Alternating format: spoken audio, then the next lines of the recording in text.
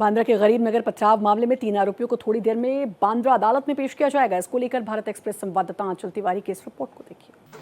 मुंबई के बांद्रा पूर्व में गरीब नगर बस्ती बसाई गई थी। 45 साल पहले जो बस्ती यहां पर बसाई गई थी, अब वो पूरी तरीके से ध्वस्त हो चुकी है।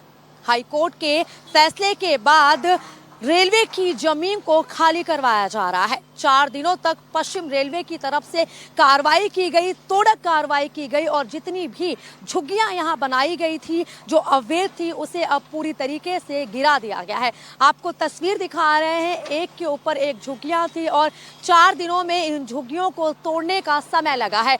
95% तक जो काम है वो पूरा हो चुका है और अब मलबे को हटा कर ट्रक में भरा जा रहा है, जिससे ये जमीन पूरी तरीके से खाली हो जाए और यहाँ पर आने वाले वक्त में रेलवे की तरफ से विकास जो कार्य है वो किया जा सके। इस पूरी जमीन को खाली करवाने के बाद पश्चिम रेलवे की तरफ से इसको बैरिकेड कर दिया जाएगा। 45 साल पहले 1.2 एकड़ की जमीन पर ये अवैध बस्ती बसाई जाती है, जिसको नाम दिया जाता है गरीब नगर, लेकिन अब हाई कोर्ट के फैसले के बाद उसे पूरी तरीके से ध्वस्त कर दिया गया है और पूरी जो बस्तियां थी उसे तोड़कर यहाँ पर जो तेजी से काम है वो किया जा रहा है। आप देख सकते हैं कि यहाँ पर जो टीमें हैं वो लगातार तैनात है और मलबे को हटाने का काम जारी है।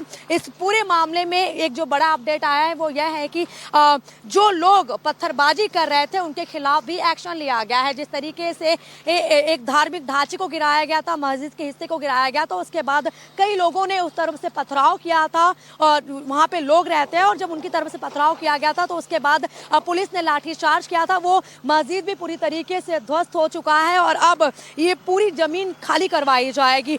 इस पूरे मामले में 18 लोगों को गिरफ्तार किया गया है, जिनमें से 15 लोगों को कल कोर्ट में पेश किया गया था। 26 मई तक उन्हें कस्टडी में भेजा गया है, पुलिस कस्टडी में, जबकि एक को बाल सुधार गृह में भेजा गया है और इस पूरे मामले में 100 से ज्यादा लोगों के खिलाफ अभी FIR दर्ज किया गया है, जो कि लापता है। पुलिस उनकी खोज कर रही है।